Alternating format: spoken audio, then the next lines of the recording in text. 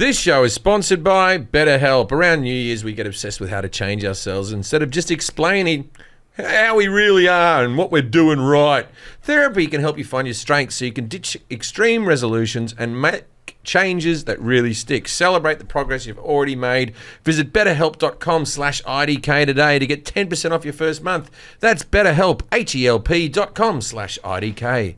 Do you ever feel like money's just flying out of your account and you have no idea where it's going? Well, I know it's on all those subscriptions. So I use Rocket Money to help find out what subscriptions I'm actually spending money on. It was eye-opening, and I had to cancel the ones that I didn't want anymore. Stop wasting money on things you don't use. Cancel your unwanted subscriptions by going to rocketmoney.com/IDKAT. IDACAT.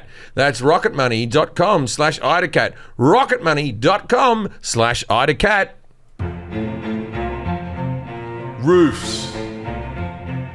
Floors. Walls. Yeah. Which one was invented first? You might find out on I Don't Know About That with Jim Jefferies. I feel like I may have repeated myself. I think you've done that 3 or 4 times. Have I? Yeah. Because I always out of stuff. I look around the room and I go, yeah, but it is. Which one was invented first? Well, they reckon the roof. The roof, and I would say roof. It was just pylons. Off to the side. That voice that you don't normally hear if you're listening on the podcast and you're not watching it's the very talented, very funny Matt Walsh is with us, and he's our guest today.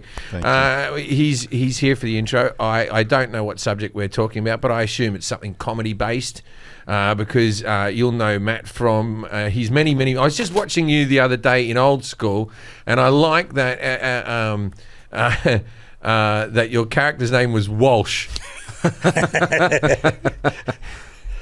I didn't even realize that. I mean, I've seen the movie. Our mutual friend Scott, who wrote the script, would have just gone, fuck it, Walsh. I think I was in some ways amused for that character. I don't know. Maybe we're talking about comedy. We could be talking about Abraham Lincoln. Who knows? You don't know what Matt knows. That's true. Yeah. We haven't done Abraham Lincoln, so that's a good point. Yeah. Have we? Have we done Abraham Lincoln? I don't remember. I don't think we have. Nah. We just Abraham Lincoln said the JFK assassination. No, we've done the assassination of Abraham Lincoln. No, sort of. We did Edwin Booth. Yeah, and John Wilkes Booth. We didn't just talk about his acting career, did we? Lincoln was mentioned. He was featured. Let's quickly go through some plugs of what we're going on here. Yeah, I don't even know when this is coming out. Do we know? Yeah, I'll look up your date. Yeah, I got it. I think you're done with these dates this week. This will come out the 30th. You got like stuff. Las Vegas, March 8th and 9th. You're going to be I'm off to at the Mirage. When's my? We've just announced the LA shows. What time? When are they? I didn't see those. Oh, well, they haven't been. I'll tell you the other dates. March 22nd and 23rd. You're going to be in Des Moines. March 22nd. March 23rd. You'll be in Kansas City. Everything Go is on JimJefferies.com. That's not right, is it? That's the old one. That's the old one. So I don't know. Your website. It's old. I got to get onto them to fix that. I probably should have the proper dates with the real links. Don't go to his website for LA. Everything else is good. Everything else is accurate, we think. If you go to the Ace Theatre, because I've got ticket counts, they've sold some tickets. Okay, so the Ace Theatre in LA, we're going to be lighting it up. And where are you, Forrest? Forrest is going to be in Australia. I am. Yeah, that just went on sale. April 24th and 26th, I'll be at the Factory Theatre. It's in Sydney. And the tickets are on my website now, or you can go to Factory Theatre in Sydney. If you're in Australia, listen to this. Obviously, that would be the best people to listen to go out. And yeah, 2 shows at 9:30, 24th and 26th. I'll be doing some shows in Melbourne as well. I don't have those yet, but just look at my website for that. But please go and get the tickets for Sydney now, 24th and 26th of April, Factory Theatre. And you'll be doing a little secret show with me in Australia. Yeah, I don't know if you're allowed to announce that yet. We're not. Okay, well, you just. But there's a secret show happening that I'm going to be involved in with Forrest. Something's going down. It's all happening in Australia. It's not. Don't call it a tour because it's not. It's secret. Well, I was. It's a secret thing that we want to sell a lot of tickets for.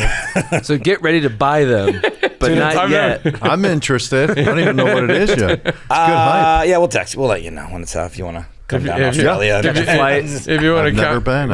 Oh, you never been to Australia? I haven't yet. I will get there, but no, I haven't been there yet. I think Veep was very popular in Australia. It gives me reason to go down there, Yeah. shake some hands. Hey, I was on the show. Yeah. Can I get a cup of water? You and Bacadol could go down there and have a good time. We have our mutual friend Dan Bacadol, who was also from Veep. And Are you explaining that to me? No, I'm just the listener at home and the lesser-known TV You're show. the audience Legit. surrogate today for us. Okay. The lesser-known TV show. Oh, Legit. Yeah, Legit. Sure. Legit wasn't very big down there. Don't mention that. I'll tell you where Legit was really big. Israel. Really? True. For some Awesome. reason, my sitcom did really well in Israel. It's the only place where in the street people are like, "How's Billy doing?" And I'm like, "All right." So it gives me a Legit call. wasn't big in Australia? That's fun. No, Legit was on. It's okay now. It's one of those things that it's doing well on streamers and stuff like that. But at the time, it was just on cable, like the Comedy Network type of thing over there. It never made it onto like a regular channel and stuff. But people who like it. And but in Israel, it was like one of the top. I think it's all placement. I think it was on after the Big Bang Theory, and they just it's a little bit like Searching for Sugar Man. Like in South Africa, where the Israelis just think Legit was big everywhere. and I haven't got the heart to tell them different. Plus, they've got other problems. So I leave them be. I leave them be. We usually, after I introduce a guest, but we're promoting a lot of stuff now. We should promote what you're doing as well. You have a Veep podcast, the Second in Command. Here. Rewatch that you record right on this table, right? The same place? Second in Command. All things comedy. Why do we bother sending him the address? I feel silly now. I didn't send him the address. I did. You sent it to him? That's you. Also, you're going to be performing at Dad's Garage in Atlanta on February 29th. It's you, Tim Meadows, and others, right? Yeah, and others. Yeah, I know. And also in Boca Raton at the Studio at Meisner Park, March 1st and 2nd. You can get tickets to both these. You can go to dadsgarage.com if you're in Atlanta, February 29th, or the Studio at meisnerpark.com, March 1st and 2nd in Boca Raton, Florida. And on Instagram, Mr. Matt Walsh. Go check him out there. Yeah. We have a Tim Thank you Meadows for the story, but plugs. we won't tell it right now. We'll tell you afterwards. Please. It's a good one. It's a good one, Please. but we also don't want to tell it on the podcast. Well, yeah, but what are you doing? Secret shows. This is the whole podcast. Secret conversations. Oh, okay. No. I don't told me think to tell it. the whole podcast is. We're interesting fellas. Let's just start. We'll start. If you listen to more of this podcast, it's like an onion. It'll make you cry. Oh, that's how it's like an onion. That makes you I cry. don't think I've ever been told. It's an onion and it grows out of the dirt. Oh, I have one thing that I can tell our listeners. Rugby. We did an episode on rugby two episodes ago, 3 episodes ago, Sure. 4 episodes, something like that. 5. And it occurred to me, and I was talking to Aaron after the podcast. I said, "Do you know more about rugby now?" He goes, "I actually don't even know really how the game's played because we never really said, this is what rugby had." I wasn't really sure what was I hit going up our on. rugby expert, Angus Usher, and he said, this is just a succinct description. Do it in the South African accent. He was from South Africa. I can't do It would accents, only be appropriate. An 80-minute the game. I can't do accent. 80-minute the game of 2 halves. That's No, that's really yeah. I bad. know It's it's like bad. Russian or See, now something. it's bad. really Yeah. bad. That's like a New Zealander with a stroke. It's an 80-minute game of 2 halves where teams score points through tries, conversions, drop goals, and penalties. The game is a full contact invasion sport with a large emphasis on field territory to allow for point scoring opportunities. Invasion sport, and it's popular in New Zealand, Australia, and South Africa. Yeah. There you go. Sounds about right. I also don't know if that helps you understand rugby better, but it's 80-minute 2 halves. That's all you need. It's like American football. It was an but less invasion breaks. sport. Is England should American win. football an invasion sport? I guess so. Yeah, because same thing. There's the end zones. yeah. You're So invading the end zone is what makes it an invasion. yeah. Okay. I thought it's like No, because you're in Packers territory or you're in Dolphins territory. Yeah. So is the Okay. board game Risk an invasion? Actually, that's Actually, yeah, 100%. Sure, an Yeah, invasion. 100%. Yeah. That's no doubter. Risk and rugby are very similar. Yeah, but I don't know if it's full contact. I don't know if it's full contact. Oh no, I didn't. Okay, I don't do Barbara and Lottie. All right, let's get to our. I have characters. That's pretty good. I have characters. Barbara and Very Lottie. good impressions. I can't do it. So. All right, let's get to our show. You've already introduced Matt Walsh. Now Now it's time to play.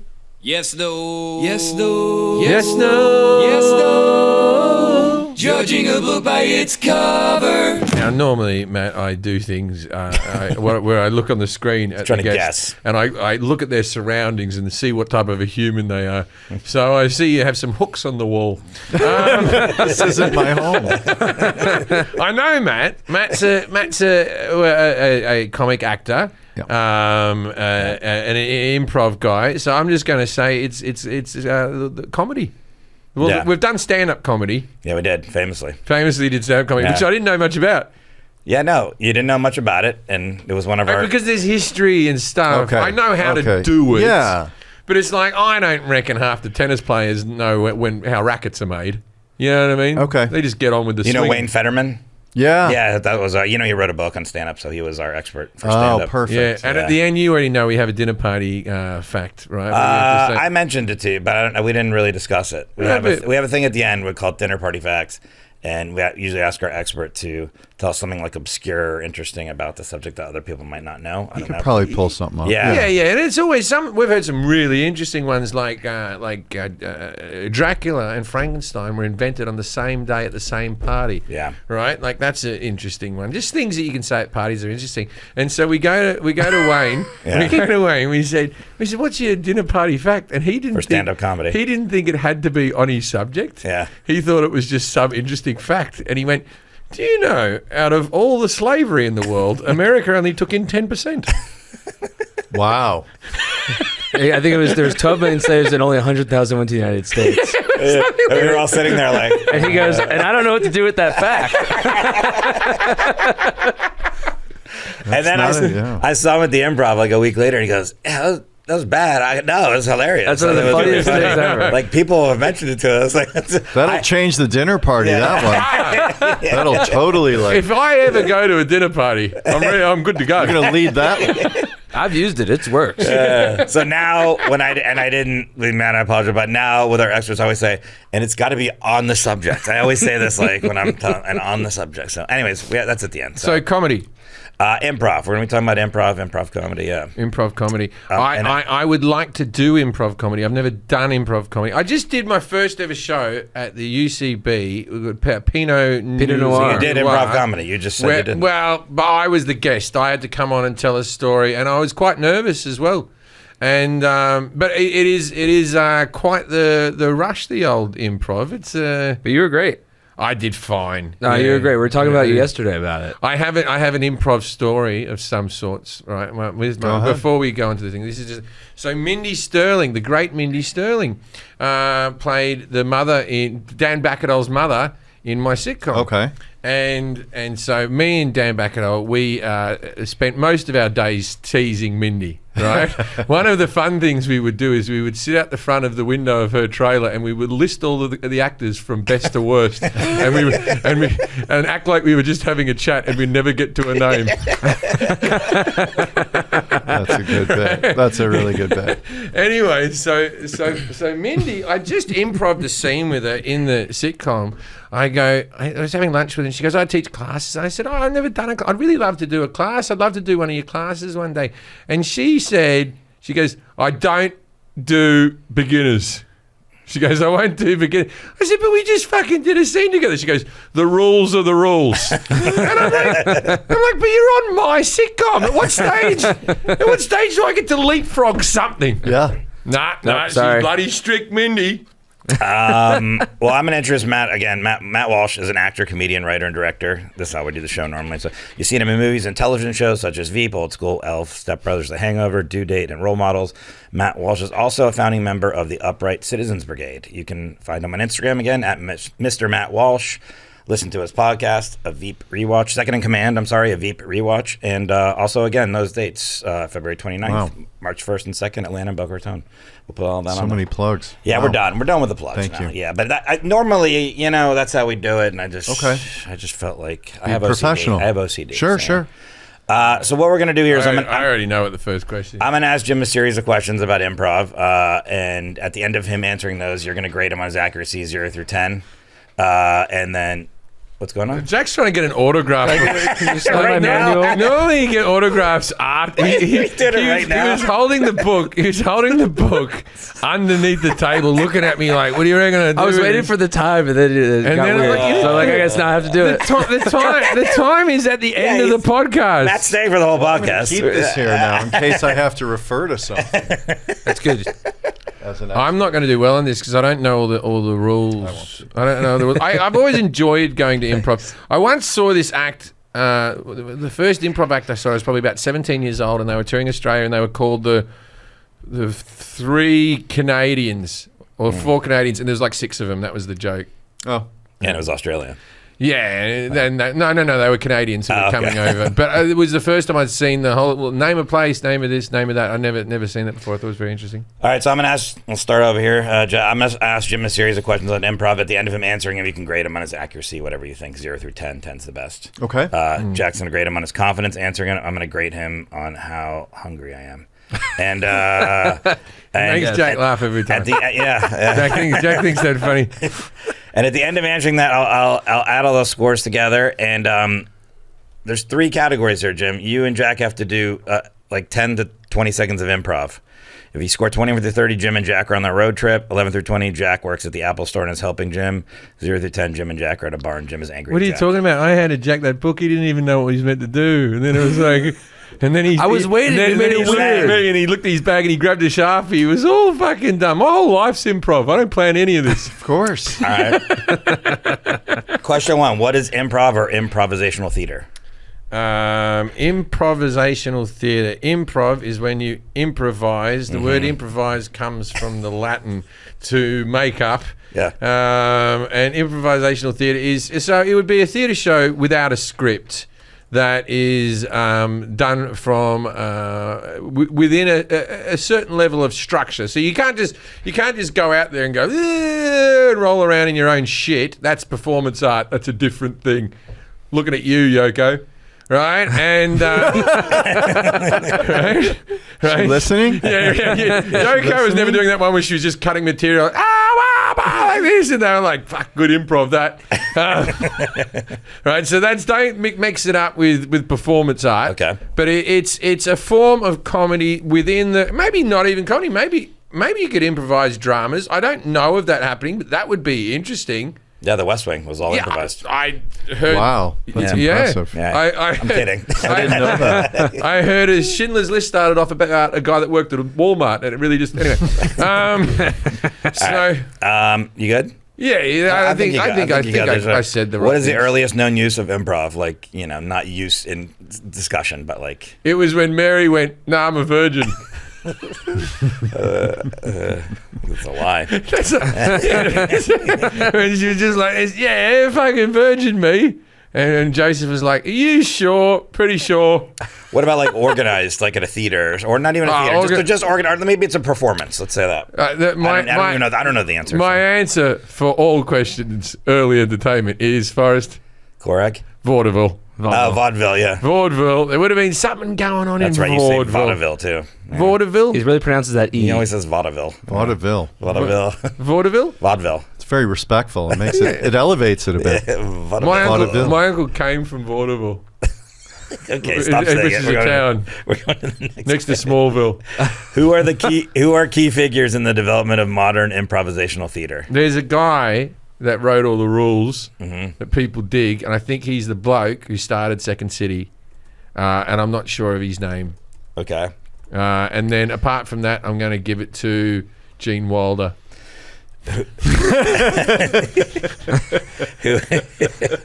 who is I don't know if I'm saying their name right. Viola Spolin. It was meant to be a bean factory until he got involved in the script. I don't Canned know. Heinz beans. I don't know if you want to fart rapidly. I said the name already. I don't know if I'm saying it right. Who is Viola Spolin? You're not gonna know. So Viola Spolin. She's the godmother of improv. yeah, that's probably right. Yeah. What is the oldest running improv theater?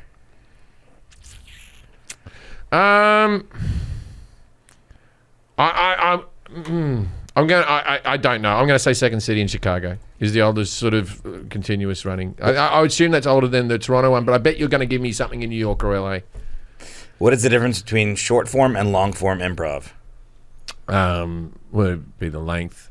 It would be the big one. Probably. Yeah. Short form, long form would be something you could put into a scene where you just keep going until it's forever, and short form is where it has to have a resolution at the end. That's good. What is theater sports? Wow, why'd you make that sound? Yeah, okay, 'cause I have a memory. Okay, because I have a little bit of a prejudice against improv. It's just a small one, and I'll tell you why. Share it. I'll tell you why. So I really started out. I did a little bit of comedy in Australia, but my real sort of learning of comedy was in the UK. And the UK improv groups versus comedians, there's a segregation.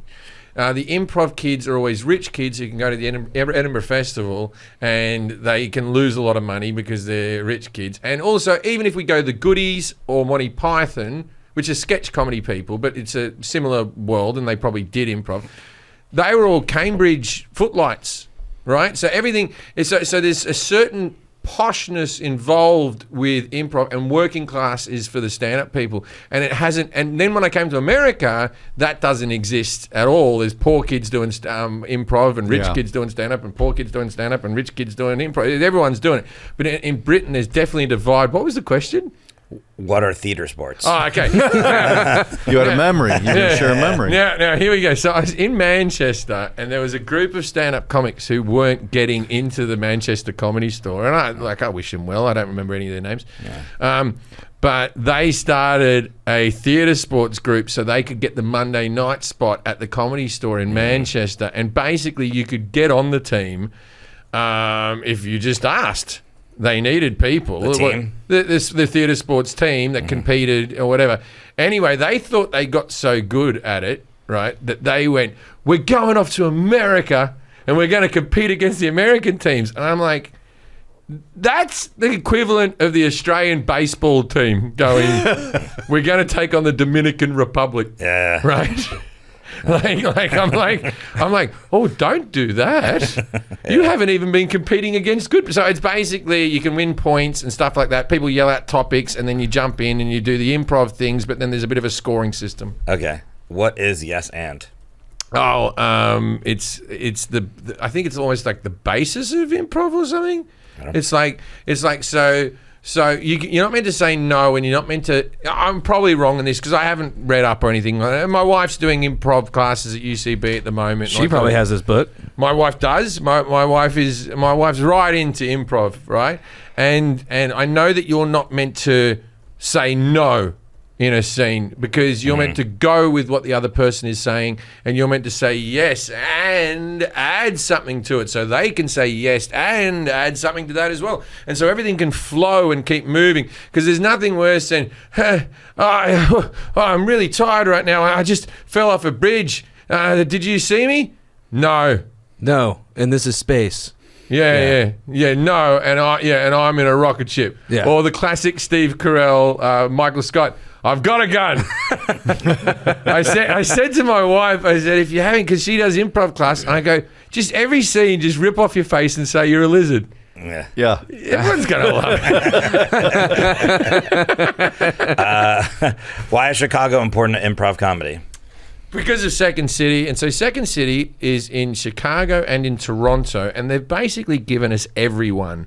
Not everyone, right? But when you think of Dan Aykroyd and Bill Murray and Tina Fey and Poehler and then so you go and then you go up to Toronto, and we've got Rick Moranis and John Candy and the what's the name of the lady out of bloody Home Alone? Catherine O'Hara. Right? What group was Madam?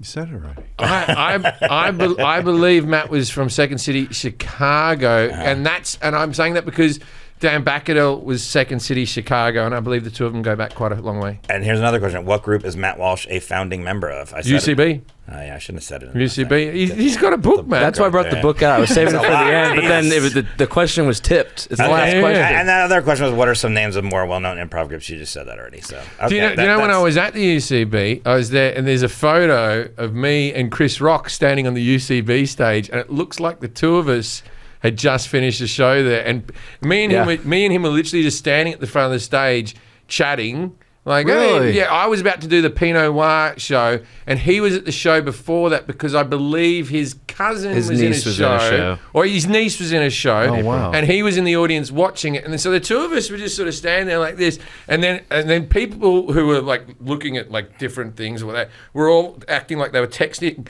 There's photos of every angle. Of you guys hanging out? The two of us hanging out. And I took that photo and they put it up. Yeah, but my wife took one. The thing, your friend Cam took one. And then they started coming out. Like the thing, I was like, oh, that's good. I'm happy to have the photo. It's a good photo. Yeah. All right, Matt. How did Jim do in his knowledge of improv? Pretty 0 good. to 10. 10's the best. 10, I'll give him a 7.5. 7.5. Yes, and? Yeah. How confident was he? 7. 14 and a half. Which one do I want you guys to do? How hungry are you? Yeah. Is that what's next? How hungry am I? Up 10. lunch? I'm pretty hungry. So that's 24.5. So you got Jim and Jack are on a road trip. You got to do like 30 seconds of that. Normally I just make up try to make jokes there. How many seconds? I don't normally do this, but because of the category, I don't know. Just do it. That's your. I'm hungry. suggestion. Where should we stop to eat? There's a sign over here. It says there's a McDonald's, a Burger King, and a Denny's. Let's keep driving till we see Okay. In and out.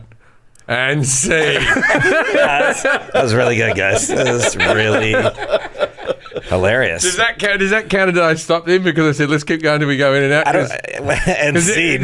And scene stop. That's like a director saying cut. That's and no. You became the director at that point. And we're good. I think the audience got what they wanted out of that. That was really good. The few times I've been asked to improv, Why would you get nervous? Me and Dan got very comfortable with each other improvising by the time we got into season 2. We've done 26 episodes together or something like that. And he's just so giving with how he does it that you sort of makes you feel like you're a lot funnier. And so I used to be very happy when I did it with him, but no one else. Yeah. No one else I like doing it. Have you done stand-up, Matt?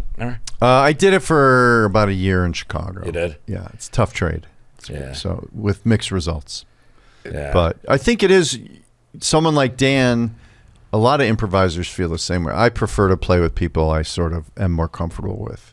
So veterans or people I came up with. And much like Mindy, I don't really want to start with someone on stage who's just beginning to learn the rules. Like I've put in my time, so I prefer. I understand that. Yeah, it's like I prefer to play with people that are supportive and generous. Yeah. No, you just saw what you're capable of right now. Yeah. Well, Mindy was out. If I was on this podcast 26 times, we would get some chemistry. We would develop chemistry. I'm a generous collaborator. There's a story, I might have told it before, but there's a story that me, Dan Bacadell, and DJ Cole. DJ is So the three of us got so comfortable in our roles that we never learnt our lines before we showed up because we'd always get the set. Then they'd set up the lights. That would take 45 minutes. The three of us would sit around, bash out the scene. Yeah. This is what we're doing the scene, right? We get real comfortable with each other. And then we'd always request wide shot first so we could fuck up.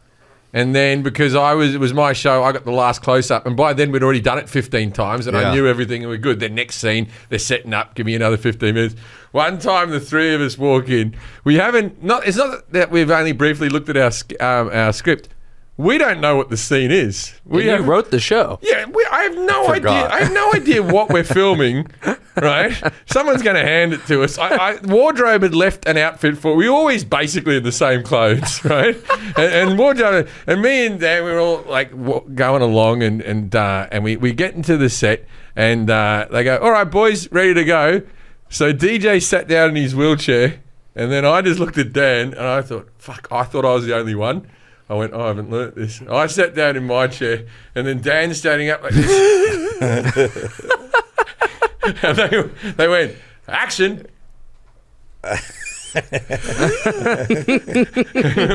I never felt more like a schoolboy in trouble in my fucking You hadn't life. even looked at the sides. We didn't know the premise That's amazing. of the scene. That's amazing. We didn't know the premise. We went, we don't know what's going on. Right? And it's your show. And it's your show. And I wrote the episode. Yeah.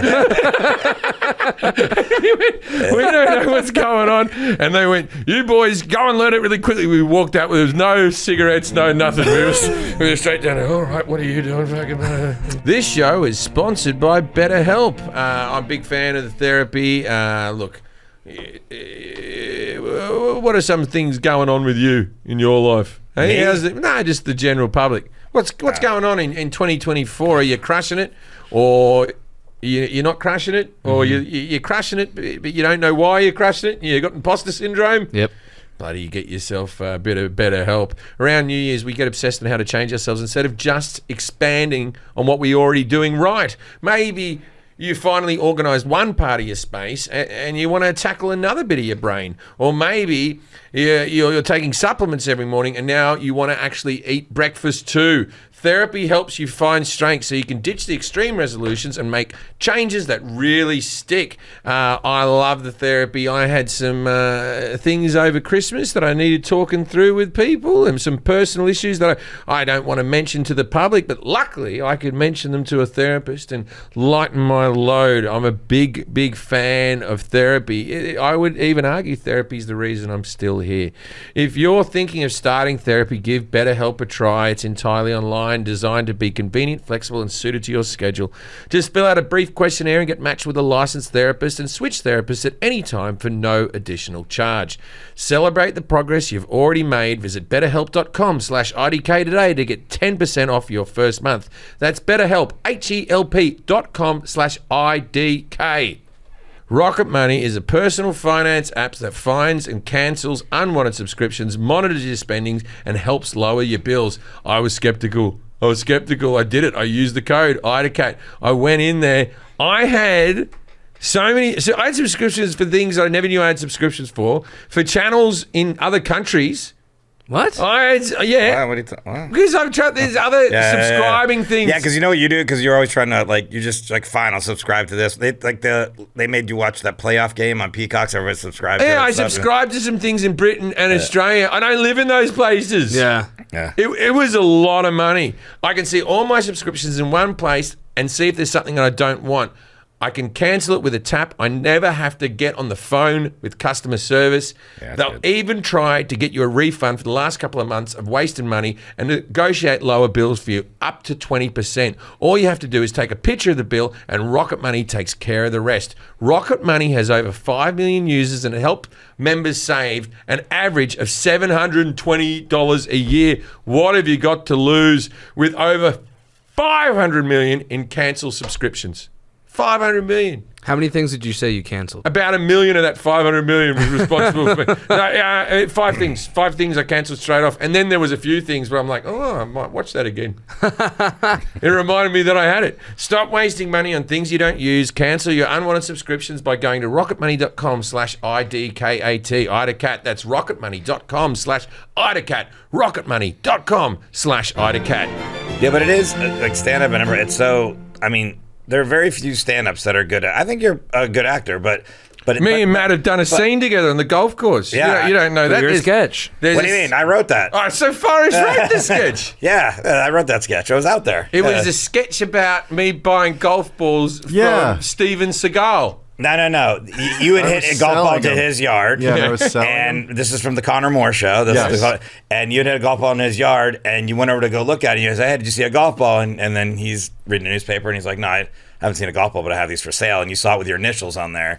And he went through all the combination of other people's initials it could have been. Then you ended up buying at the end a rangefinder that had SS on it. You're like, oh, Steven Seagal. And it just turned out it was owned by a Nazi. Yeah. But he had a business. That was my favorite line. He's like, this is a place of business. That's what he said. He's like, this is a place of business. That made me laugh every time he said that. But yeah, I just, when you watch comedies. That sketch is big in Israel, by the way. Is it? Weirdly, we'll get stopped on the street. It turns out I'm so famous. Can you guys do that? I can't walk down the Gaza Strip. That's how famous I am. Oh, God, no, cut it out, Jack. Cut it out. No, cut it out. Make a note. Make a note. That's the problem with improv. You get in trouble all the fucking time. Yeah, it starts. You got a note for that one? It's okay. If I just said I can't walk down the streets of Israel, it still would have gotten a good enough laugh. But I went for the Gaza Strip. One step too far. Well, my point is that just every time you watch the best comedic actors always come from improv. In my opinion, I just so all the movie stars always come from improv. Now, occasionally you get a movie star that's a stand-up comic, like Eddie Murphy or Kevin Hart or something like that. Steve Martin, who's a good example. Yeah. Steve Martin was a good example of a guy who really you would have if you didn't know, you would think he was an improv guy.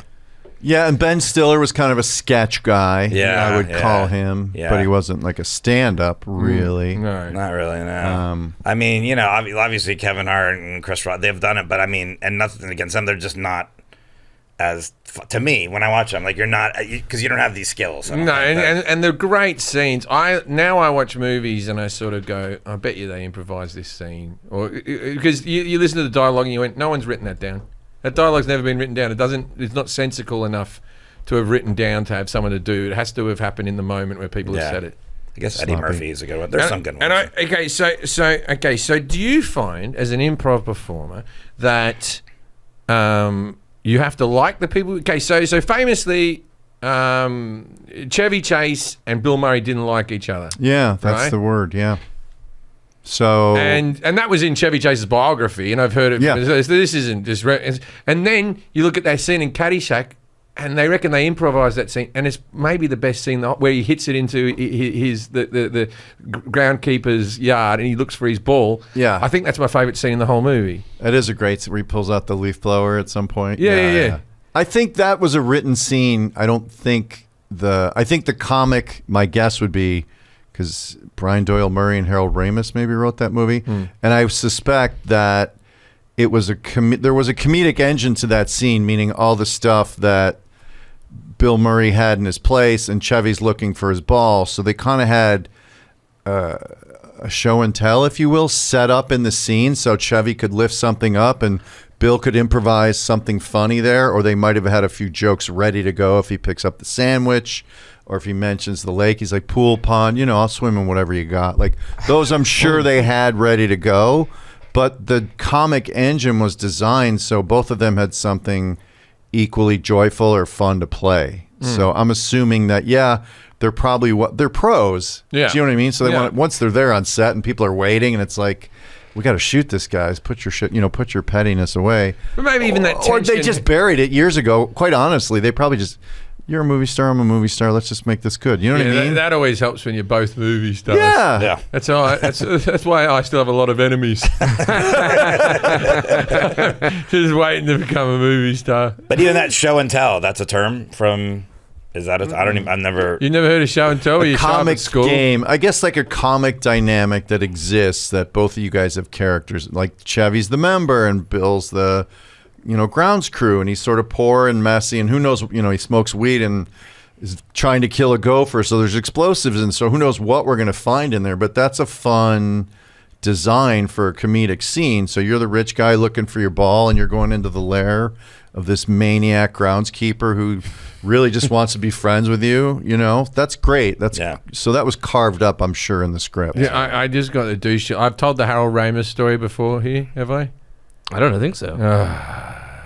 It still upsets me to this day, and I'll never get to say anything. Okay, so I'm doing the Chicago Comedy Festival, and they put on a showcase nasty show thing, which the three people. I don't know if you've told about it. I don't, but you know it. No, I know. Right, and so it was me, Louis C.K., and Patrice O'Neill, right, and this was before Louis C.K. was hugely famous, and before Patrice was dead, so it was that long ago.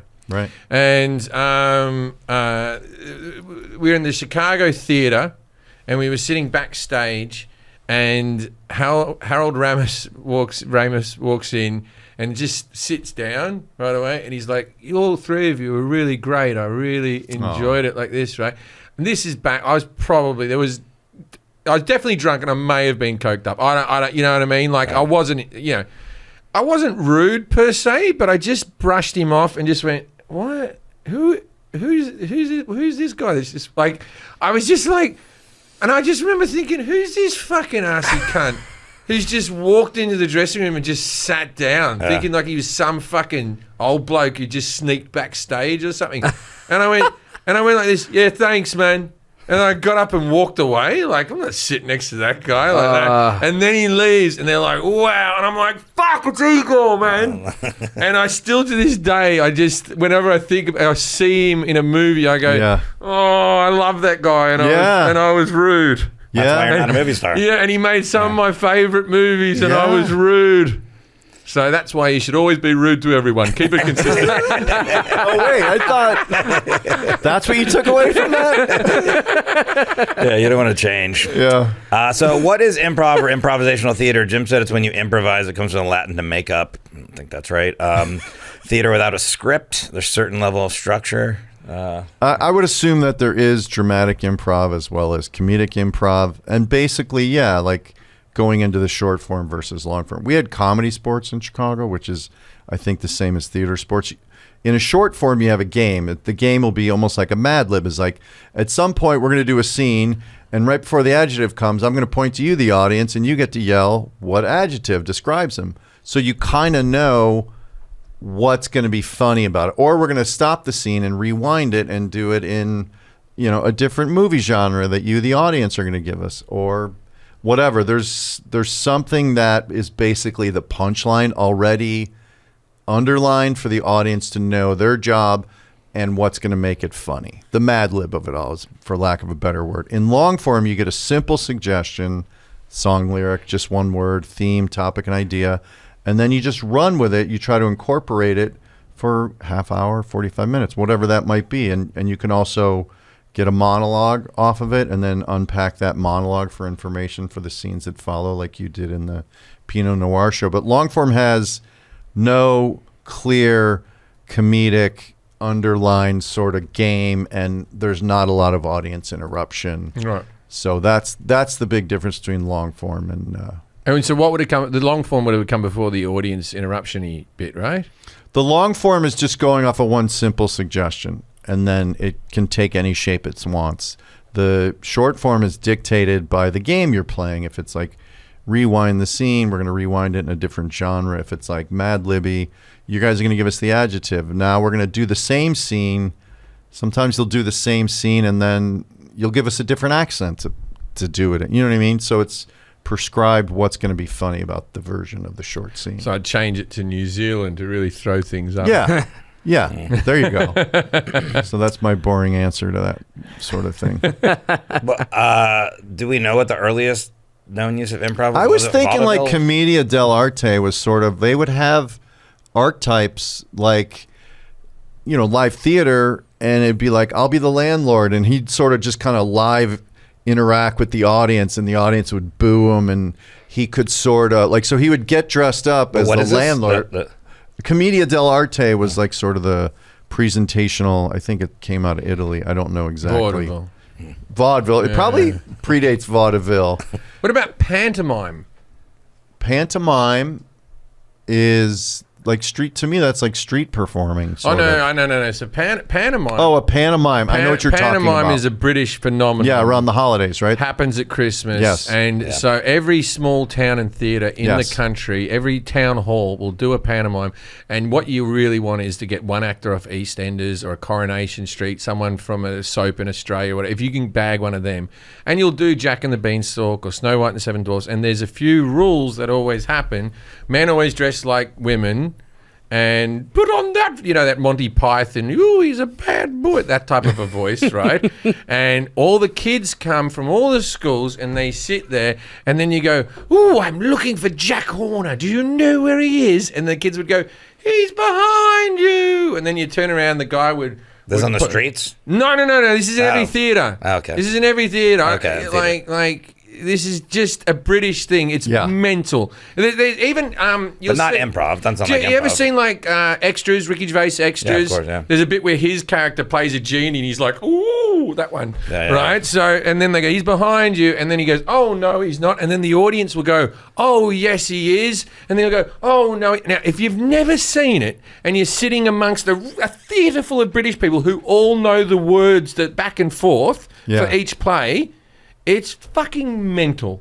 It's really weird. Are you saying that in a good or a bad way? Yeah, is that bad mental or good mental? I like kitsch British stuff. Yeah. I like kitschy British stuff. I think it's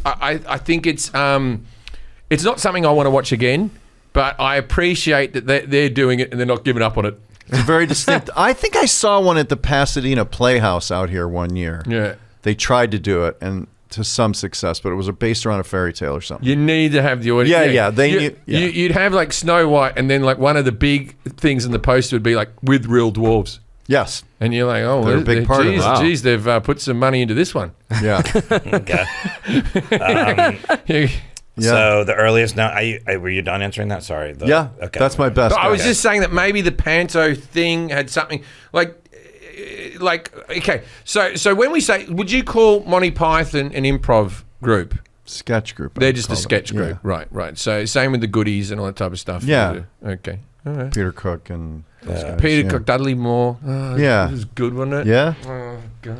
Who are the key figures in the development of modern improvisational theater? Is it Gene Wilder? Well, you also said the guy who started Second City and Gene Wilder. Yeah. There's like the Del Close is the guy out of Chicago. He was a big forefather of what we did, coming out of Chicago with the UCB. I studied with him. And then before that, there was like the committee, which Del was sort of a part of, which came out of the University of Chicago. And then they kind of traveled to different cities like St. Louis, and they did these reviews, but they would also incorporate improv to sort of use it to create sketches, but sometimes they would just perform it. And then there's something in St. Louis called the Kitchen Rules, which are like the three earliest. It was just two people, like Elaine May, who was with Mike Nichols, that director.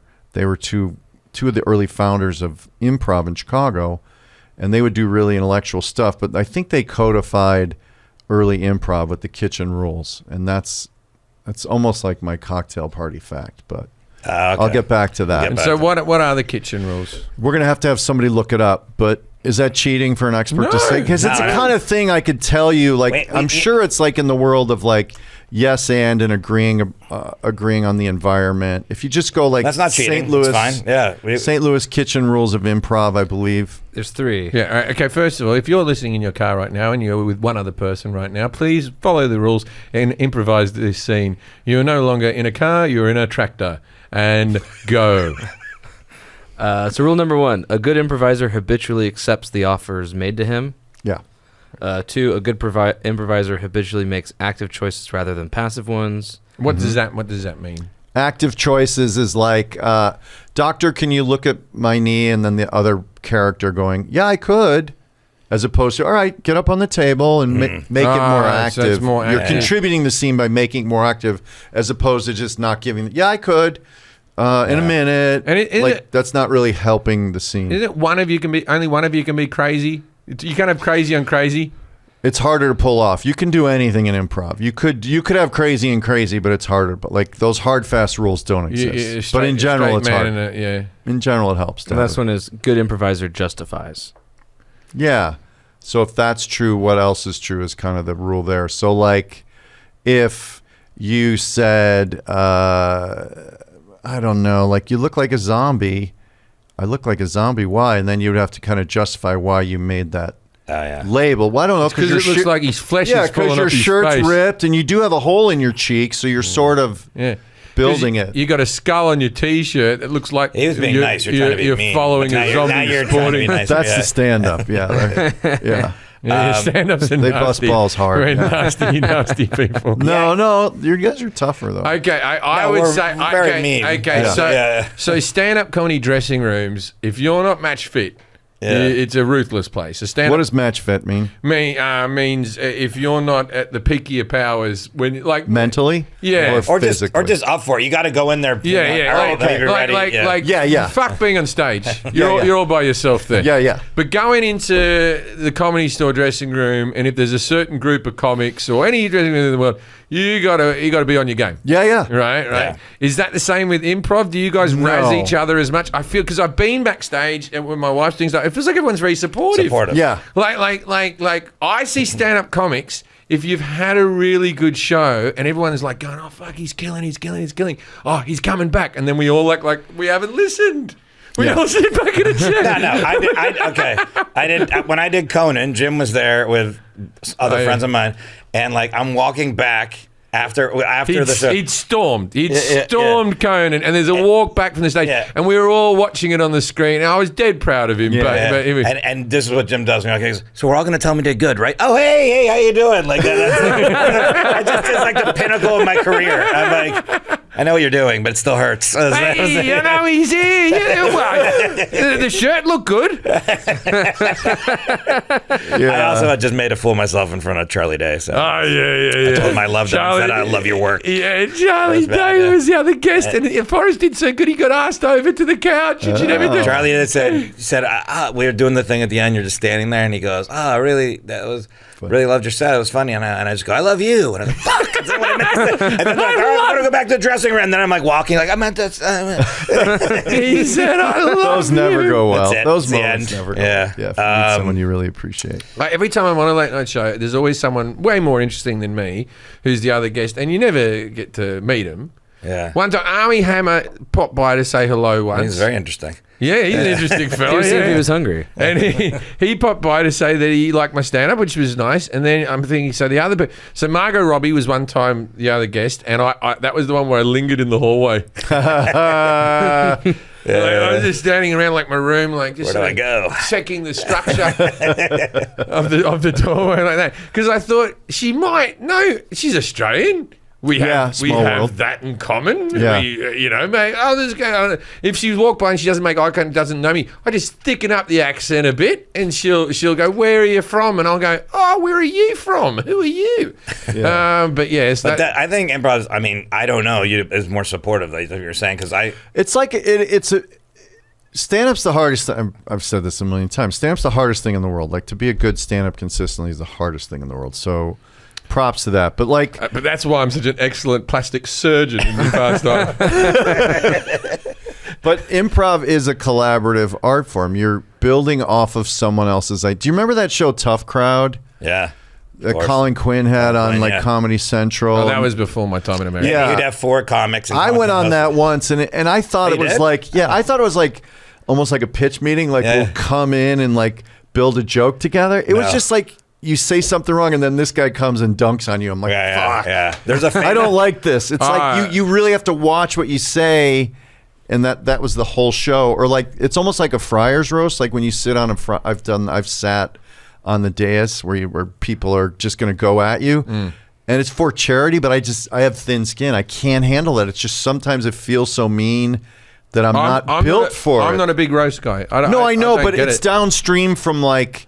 Yeah. I'm kidding. Come on. I'm kidding. Don't be so thin-skinned. There's a famous on Tough Crowd. There's you can look it up. It's Greg Giraldo and Dennis Leary. Those guys are and Dennis Leary at the time. Greg Giraldo was a headliner, but he wasn't that well known. And Dennis Leary was already movie, TV star, whatever. Yeah. And Dennis Leary says something, and Greg Giraldo makes a joke, and he goes, "Oh, I bet you're the kind of guy that does, whatever. What did you do? Your homework? You wrote your jokes?" And then Greg Giraldo just you can look this up, goes into him hard, and Dennis Leary was sitting there like he was like, Dennis it is very uncomfortable, but it's like, but that's what the show was. Where there's Dennis Leary was talking about war. He was saying, Greg Giraldo just took him down. We just have to blow this fucking place up. There's nothing we can do without actually fucking firing a fucking shot. And he went, what, like the Cold War?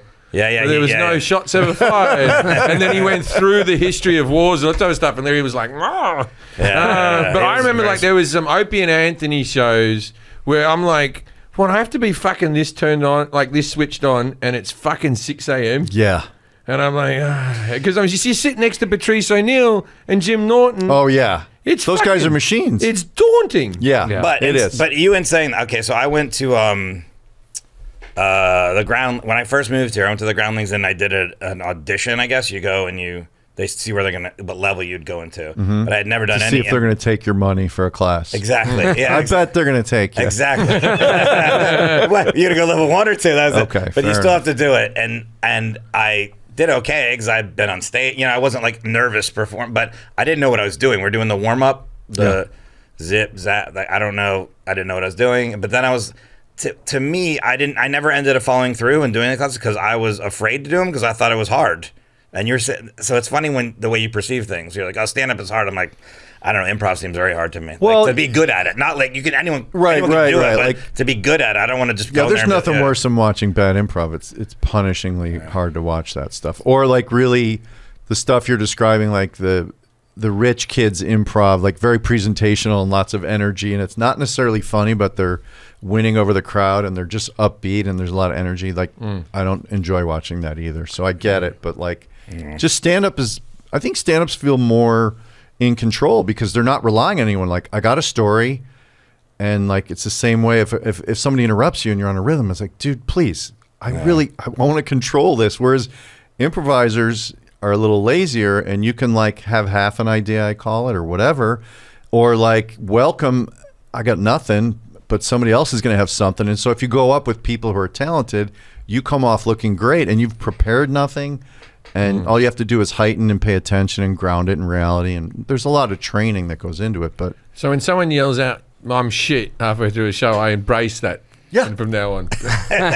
Well, that's so saying you can all fuck off and storming off the stage is not the right answer. I've been reading the rooms wrong.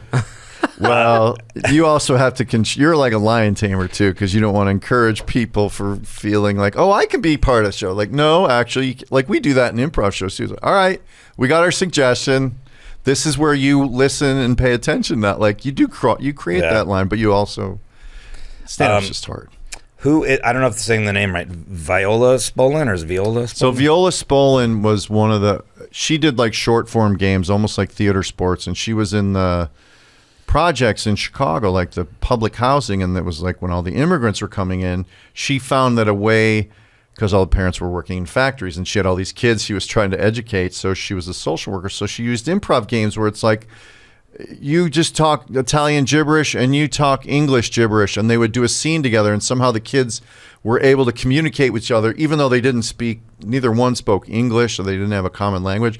Or like you be the boss and yell at him, and you be the wife and you be upset when he yells or something, and so she had these simple improv games for kids to play, and it was a way to socialize them in a new country, as a way to give them playtime during the day, and it was like the rudimentary roots. And then Viola Spolin, I believe, son was Paul Sills, and he's one of the main guys who started Second City. Wow. So downstream from Viola's games is what became Second City. What would be a game that you would By the way, if you suggest? had a real historian, they would probably puncture a lot lot of this, but I'm sort of paraphrasing history here. You know the most in this room. That's okay, all that's matters. fair. Yeah, That's how it works. Okay. What would be a game that you would say is a good starting point? What do you start a class off with, or what would you say to kids, or the two people in the car right now and they're in their tractor and all they've done is fucking is drive around the field. They're waiting for In-N-Out. I don't know if this is a beginner game, but the concept of group mind, like you're tuning into this imaginary group mind, if you will. So let's say you two, I'm teaching you in a class, and your goal is going to be to come to the same word. Oh yeah. So I'll give you a suggestion, and you sort of word associate. But on the count of three, you'll both say what it makes you think of. But listen to your partner. Okay. So the word we're going to give them is skull. Okay. Fucking. No. Oh, sorry. So go one, and you're both going to answer. 1, 2, 3. Sure. Head. Okay, so you said head, and he skull said shirt. shirt. Now, hold on. So now think, what's the bigger picture for what are you guys getting close to, okay? You're going to say another word. You heard his, he heard yours. Go ahead. 1, 2, 3. Hat. Hole. All right, try to say it at the same time. So and the goal being, so hat and hole. Yeah. So it's kind of changing. The concept's changing. Try to meet each other halfway with the mutual concept. Maybe one word ties it all together, or at least you know Jim and you know him. All right, 1, 2, 3. Bald. What were you going to say? I was going to say box. It's It's hard. It's a hard, movie 7. That's an advanced game. it's a hard game. Or the other game. Yeah, so that's a hard game, but I We want like to get it. to the same. We're trying to get to the same word by taking the hints of the two words and try to Jack, connect them. you are Dumb. fired. Okay. Or simply, we'll do this one quick. Everybody close your eyes. Okay. And we're going to count to 20. Just randomly say one of the numbers going up. But we can't, if we say it at the same time. When you get to it, you mean? If we say it at the same time, we got to start. No, there's no order. Yeah. Anyone can start. One. But we want 2, 3, 4, 5, 6, 7, 8. 9. 10, 11. 12. I sort of said it. You kind of stepped on each I went other, 12. right? I went 12. That's the sort of give and take exercise. I like those, but I don't know if it teaches you anything. But well, I like but I those. guess it like you said, the more comfortable you're around other people, you get that. Yeah, that's part of the right. That's, Yeah, and you're also trying to serve a scene. Like you're stepping into a scene, like much like in stand-up, hecklers aren't serving the comedy. So if you two are being really funny in a restaurant scene and you don't need a waiter, and I come in to be a waiter only to get a laugh, I'm not really serving what's already working. You know what I mean? So you got to know when to hang back or introduce something. If someone's, I wish the waiter was there, then you know to come in. So a lot of it's just like hanging back when stuff's working. Yeah. You know what I do on this podcast all the time? People still write to is I purposely step on jokes in this podcast because I know it upsets people.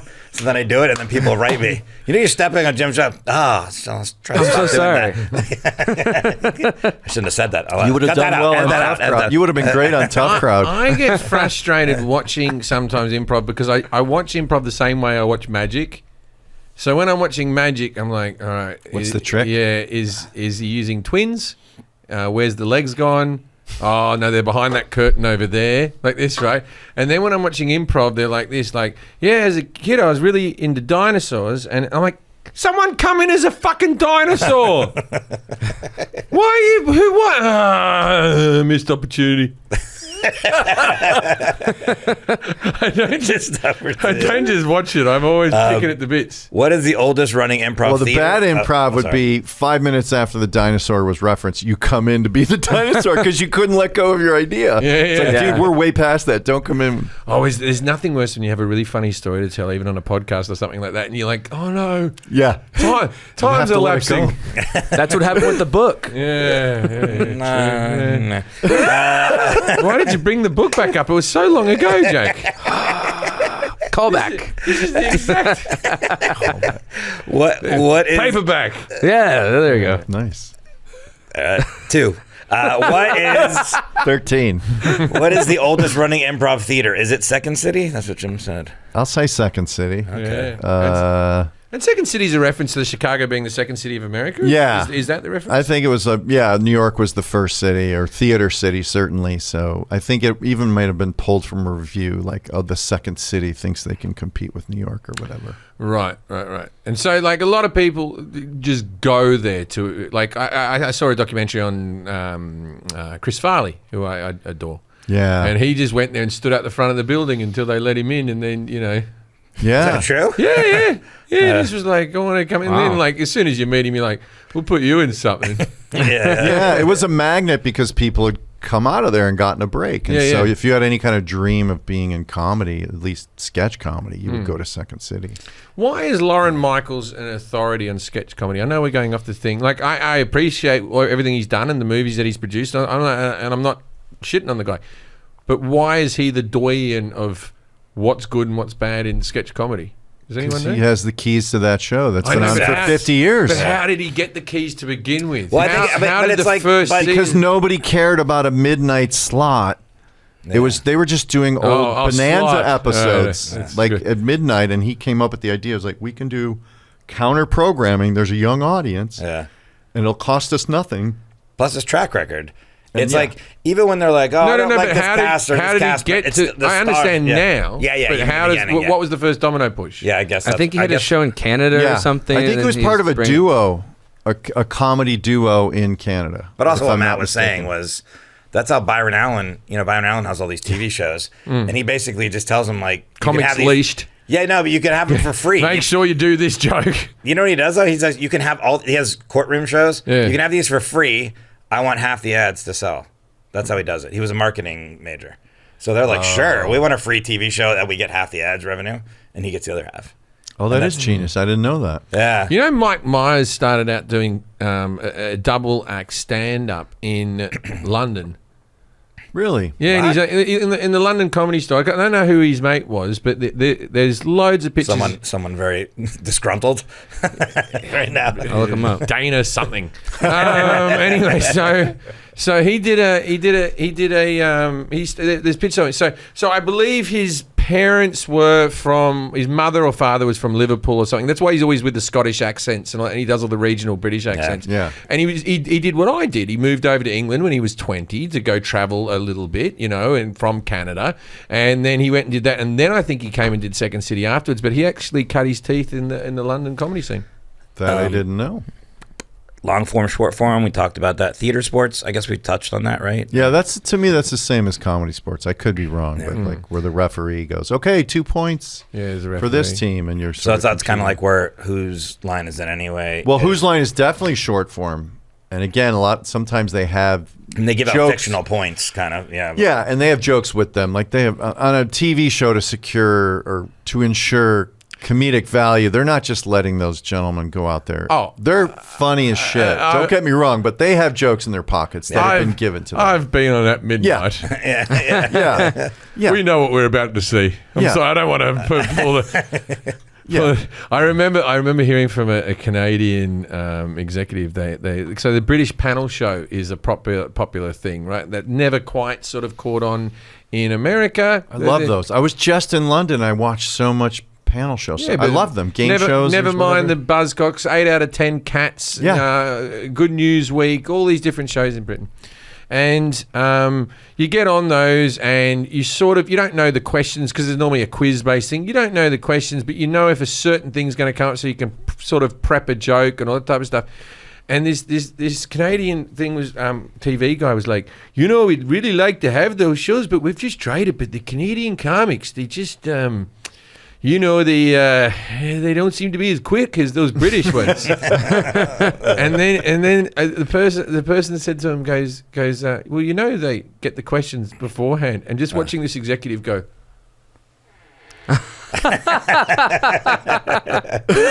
Well, that's cheating. But that's cheating. Yeah.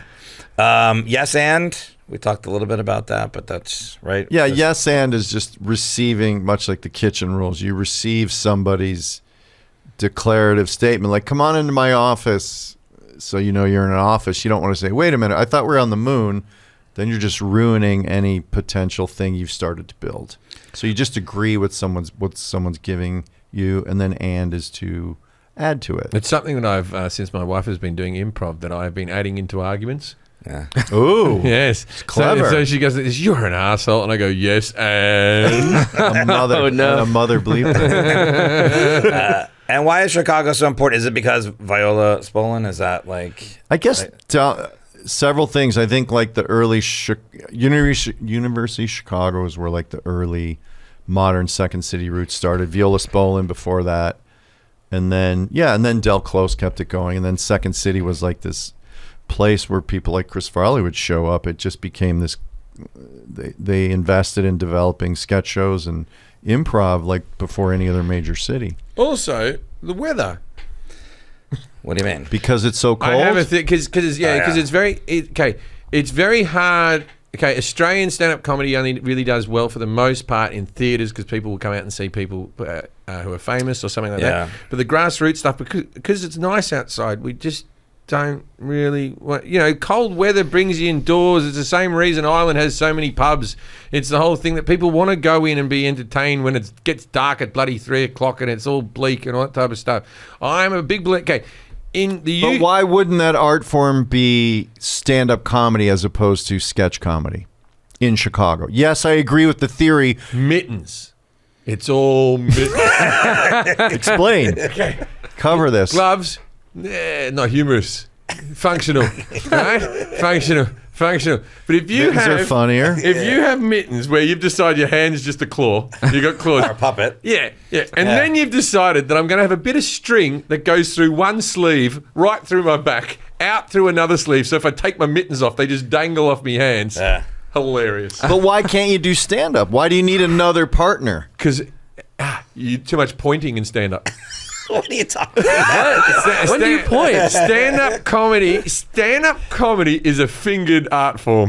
You're good at improv. There's a lot You of can't do it in mittens. You can't do it in mittens. Mittens is all improv. You might need to make an addendum to this book over here. I will. I love the winter rules. Yeah, it should just be called Mittens and Why.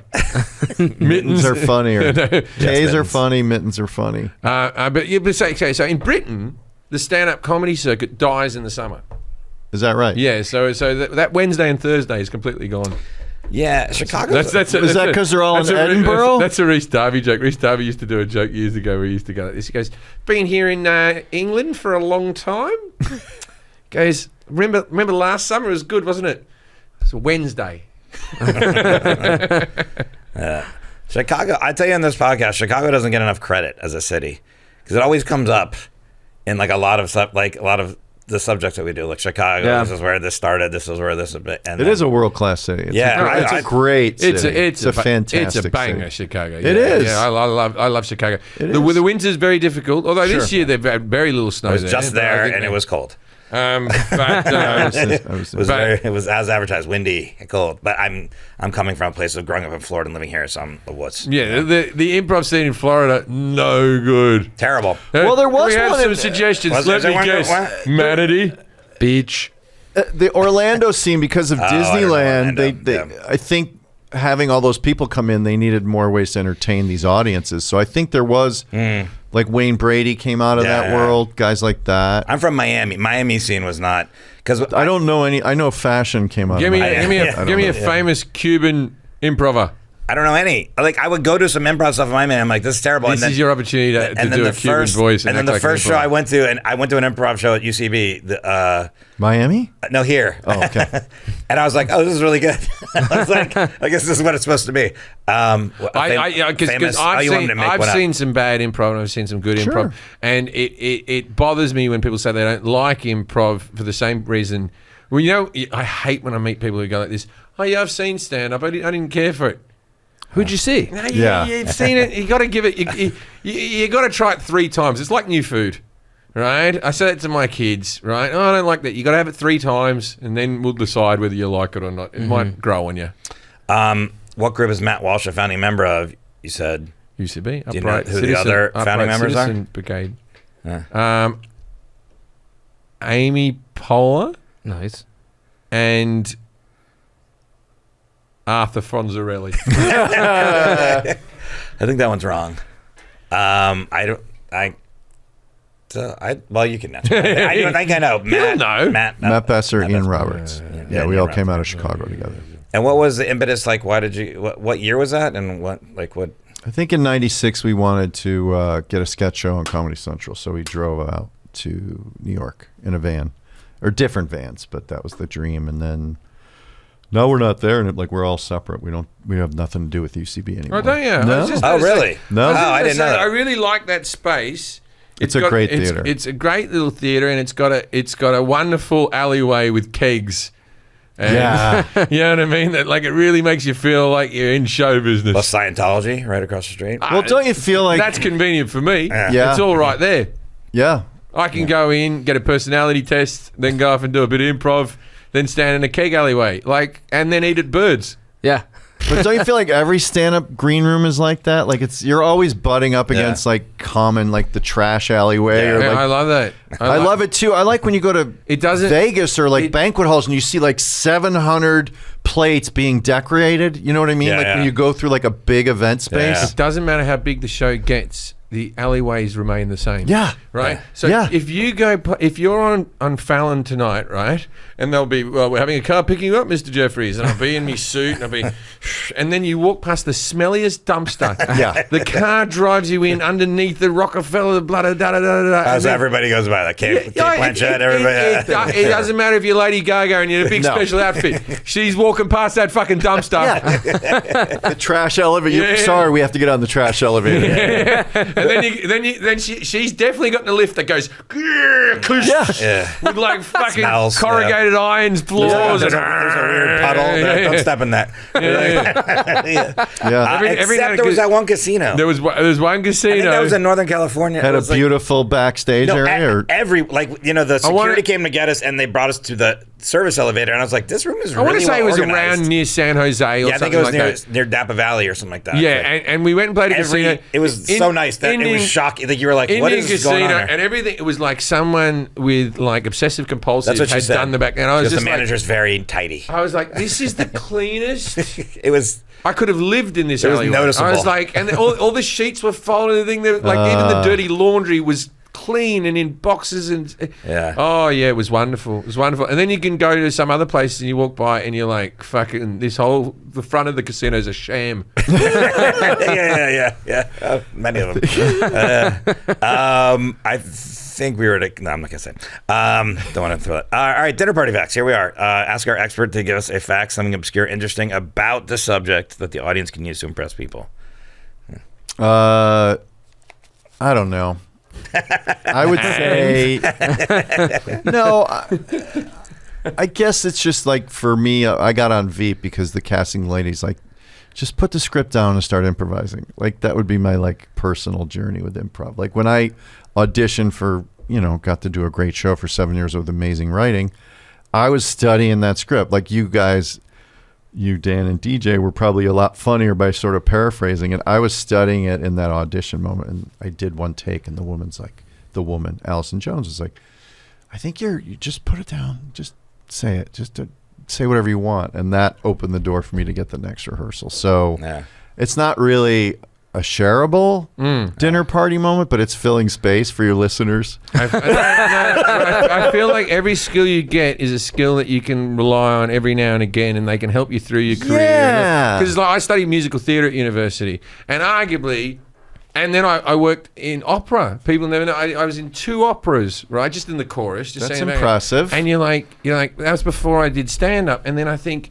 well, that was a big waste of my time. Was it? Or because when I did stand up, I hit the ground running. Yeah. Because I already was on stage. I'd gotten rid of the stage fright bit. Yeah. And I already knew that the lights are going to be bright and the thing's going to be, you know what I mean? I just knew to be comfortable. So I felt like I was 6 months ahead of everyone else just from that experience. You know what I mean? I'll tell a funny... You were in show business already. Interview story. When Dan Bacadol read for Legit... it's so weird. I never acted in anything. I never had an acting part, and then you've got your own sitcom, and so you've never felt more imposter syndrome-y than when you're sitting there casting actors.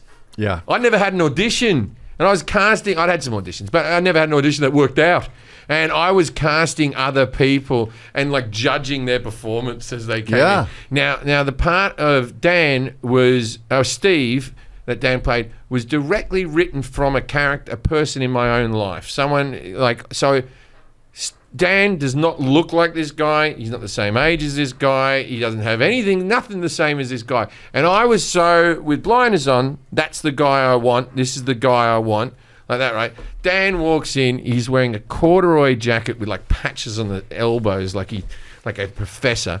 And he's bald and he's got sort of different color hair and all this type of stuff. It looks nothing like the guy that I knew. And I was already like, nah, I'm not going to fucking cast this guy. And he comes in, the director goes, hello, Dan, sorry for keeping you waiting there. We're running a little bit behind. And he goes, yeah, great. I'm going to get a ticket, so thanks for that. And then he was like, I'm going to get a ticket. And he was not impressed. He was fucking... Oh, yeah. He was like this. He was like this. All right, let's fucking do this. Come on. Like this. And instantly I was like, I love this guy. Yeah. I love this guy, right? And so as soon as he left, I was like, this guy's insane. I said, I want that character on TV. angry, yeah. I want this angry. He was like a man who, Noel Gallagher once said of his brother that he was a man living in a world of soup holding a fork. Right? And that's what Dan Backett is. He's a man living in a world of soup holding a fork, right? Yeah. And so he got a call back, and then obviously he came back and he was like, oh, fuck, geez, I might get this. And so he was super, he came back like this, hey, guys, hey, it's, you know how it is, a long day. And I'm like, no, bring The old guy. Bring the cunny guy back. Yeah. Yeah. And so that's how he got it. We actually, everything that he ever did on screen, I wrote around Dan. Yeah. So the character of Steve was never meant to be an alcoholic. And then fucking Stan plays such a good drunk. There was one scene at the beginning of season 1 where Dan's character had nothing to do. He had nothing to do. And so he comes up to me, he goes, I've only got a few lines in this scene. He goes, we're at a party. And he goes, well, what should I do here? And I said, I don't know. And he goes, how about I get obnoxiously drunk, right? And just be in the background, just like hitting on women and stuff like that, just be like sleazy, horrible drunk. And I was like, yeah, great, do that, right? And that was as much as the conversation. And then from that moment on, season 2 was, Steve's character is a horrible alcoholic. That's hard. That's an active choice. He was never going to be an alcoholic, and the whole season was like the demise of Steve. He was losing his kids. The welfare was coming in. All this type of stuff, all because of that one little conversation. Yeah. All right. Well, cool. Thanks for being here, Matt Walsh. Oh, by the way, I love the dinner party fact, but also the Gamma Viola Spolin. I was reading his. Yeah. That was like such a cool Those fact too, like the way yeah. that came about, like just from the kids. Well, it was a social worker who developed these games, these improv games for kids to sort of it's amazing. land safely in a new country and engage with other kids who didn't share the same language. Yeah, cool. so it was like, you're going to be Beautiful. a boss. You're going to be a lawyer. You're going to be an abused child whose father's left him. See if you can find that somewhere. Or just imitate the space, like those rudimentary games when you're in an acting class. Like, okay, do this, and everybody imitates each other, and you try to nail the character of the space. Like real simple stuff. I don't know if it's too heady, but do you want to try to explain what the game is for long form improv? Okay, I would say the game. It's where you neg women, right? I've tried it; it doesn't work. That's Neil Strauss wrote that one. No, the game is simply the repeatable comic dynamic that you sort of discover that you can go back to, like a blind interior decorator. Imagine that, okay? Sort of funny. Yeah, but if you came about it honestly through improv, where you're just sort of improvising, and lo and behold, I discover he's my decorator, and then later on he's legally blind. Keeping that going would be really funny. So the repeatable sort of comic dynamic would be funny. So that's the game, I think. Well, thanks for that, Jack. Learn more in the book. No, I thought you were. Nice leaving us on a high there, Jack. No, I want to repeat again though. Listen to Matt's, and it's with Timothy Simon, right? That's Tim Simons, from Veep. Tim Simon, from Veep as well. Second in Command, a Veep rewatch where you guys just go through all the episodes and you have guests on. We do a lot of off-topic shows though. Yeah. We just don't cover an episode, and we'll just have people on and talk about nonsense. Find that wherever you listen to the podcasts on our same network, and then go and We started forcing people to watch. It would be like if you said watch episode 202, we would say watch 202. So we did a rewatch of a rewatch because we didn't want to cover anything to do with Veep. But anyways. And go see Matt live in Atlanta at Dad's Garage on February 29th. dadsgarage.com for tickets. And Boca Raton, the studio at Meisner Park, March 1st and 2nd, the studio at meisnerpark.com. All right, Matt, thanks for being on the show. Thank you. This is a fun one. This is a straight-up comedy one. Yep. Thank you. Hey, ladies and gentlemen, if you're ever at a party and someone comes up to you and says, improv isn't hard, go, yes, and I don't know about that. Good night, Australia.